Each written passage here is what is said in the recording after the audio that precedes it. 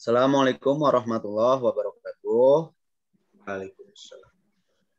Waalaikumsalam warahmatullahi wabarakatuh. Kami CPNS Instansi Kota Bekasi untuk kegiatan Latsar CPNS 2021 kelompok 1 kelas A13 ingin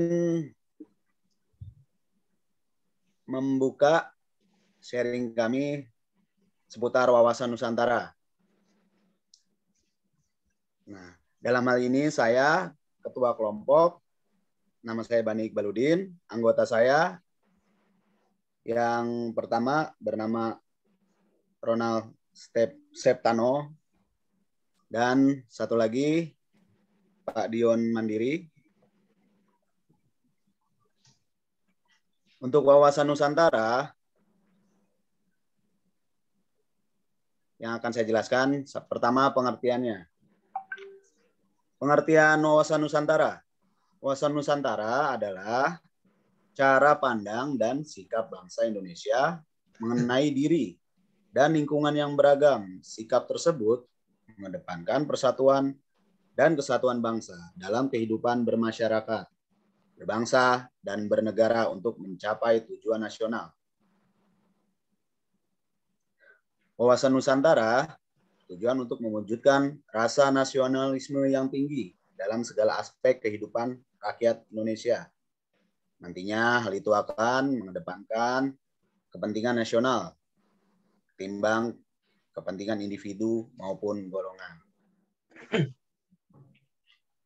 Lalu, hakikatnya yang dapat kita ambil dari wawasan Nusantara ini yaitu adalah keutuhan Nusantara dalam pengertian nasional, cara pandang yang selain utuh menyeluruh dalam lingkup Nusantara dalam kepentingan nasional. Asas-asasnya antara lain, 1. Kepentingan bersama, kejujuran, keadilan, solidaritas, kerjasama, kesetiaan terhadap kesepakatan bersama.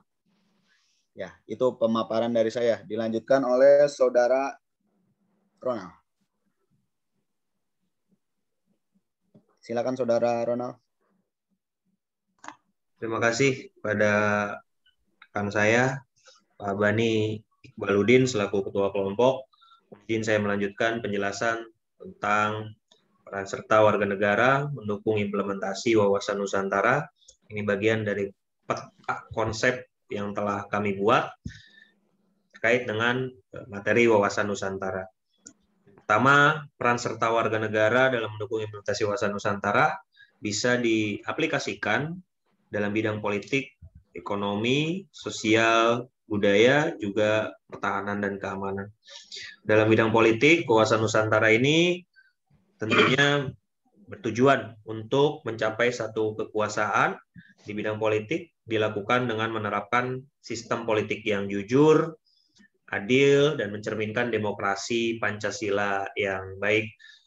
Nah, sebagai warga negara, tentu dalam kegiatan hiruk-pikuk politik ini, setiap warga negara wajib mengikut sertakan, berperan serta aktif dalam kegiatan tersebut, karena ini merupakan salah satu bagian peran dari seorang warga negara untuk bisa menjaga negara agar tetap utuh di dalam menentukan sikap calon pemimpin yang akan didapatkan. Yang kedua, dalam bidang ekonomi, sama implementasi wawasan Nusantara pun dilakukan melalui sistem ekonomi yang diarahkan tentunya untuk kemakmuran dan kesejahteraan masyarakat yang sebesar-besarnya, sehingga di sini masyarakat bisa ikut berperan dalam meningkatkan perekonomian di negara kita dalam hal menghindari free fight, liberalism, etatisme, dan tidak dibenarkan adanya monopoli.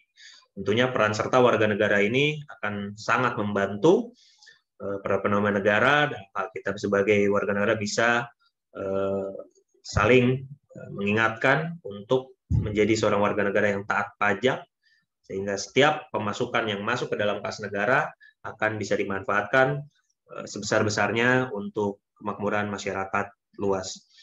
Begitupun dalam hal sosial dan budaya, mengingat Indonesia merupakan negara yang kaya akan keberagaman, budaya, agama, dan kultur sosial yang berbeda-beda di setiap wilayah di Indonesia. Tentu implementasi cara yang bisa kita lakukan bersama yaitu saling menghargai dan saling menghormati atas segala perbedaan. Terkait dengan para pendiri Negara Kesatuan Republik Indonesia yang meletakkan setiap keberagaman menjadi sebuah kekayaan negara, bukan menjadi sebuah perpecahan. Selain daripada sosial budaya tersebut, juga pertahanan dan keamanan. Setiap warga negara bisa melibatkan diri sesuai dengan Undang-Undang Dasar 1945 bahwa setiap warga negara berhak untuk membela negaranya, tanah airnya dengan segala kemampuan yang dimiliki. Perwujudan implementasi di bidang pertahanan ini bisa ditumbuhkan berawal dari rasa cinta tanah air, kemudian adanya kesadaran akan hal tersebut dapat membentuk sikap bela negara yang akan menggerakkan masyarakat dalam menanggapi setiap bentuk ancaman yang sekiranya akan membahayakan Negara Kesatuan Republik Indonesia. Demikian mungkin untuk peran serta warga dalam mendukung implementasi di bidang wawasan Nusantara. Demikian, saya serahkan kembali kepada Ketua. Ya, terima kasih kepada Saudara Ronald. Ya, pemaparan selanjutnya akan disampaikan oleh Saudara Dion Mandiri. Ya, selanjutnya saya berikan. Ya, terima kasih Pak Ketua atas waktu dan kesempatannya. Saya akan menjelaskan mengenai kedudukan, fungsi, dan tujuan dari Wawasan Nusantara. Kedudukan Wawasan Nusantara merupakan ajaran yang diyakini kebenarannya oleh seluruh rakyat agar tidak terjadi penyimpangan cita-cita dan tujuan nasional. Lalu fungsinya sebagai pedoman, motivasi, dorongan, serta rambu-rambu dalam menentukan kebijakan bagi penyelenggara negara tingkat pusat maupun daerah. Lalu ada di dalam fungsi itu juga ada konsep ketahanan nasional, wawasan pembangunan, wawasan pertahanan, dan wawasan kewilayahan. Lalu untuk tujuannya itu ada mewujudkan nasionalisme yang tinggi dari segala aspek kedudukan rakyat Indonesia yang mengutamakan kepentingan nasional.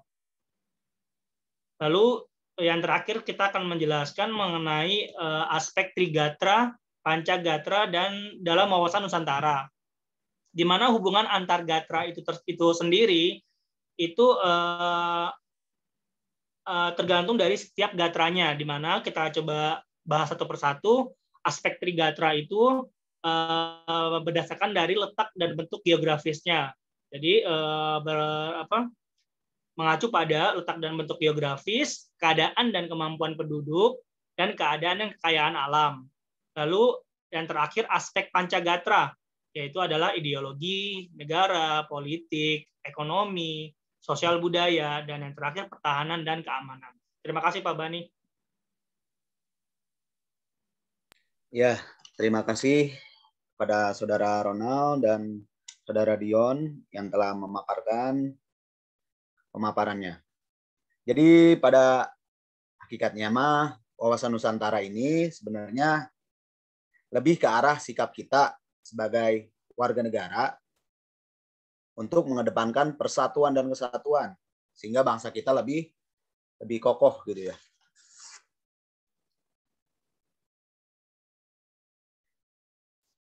Ya, untuk tugas kelompok 1 saya rasa cukup untuk pemaparannya. Terima kasih. Terima kasih Pak Bani.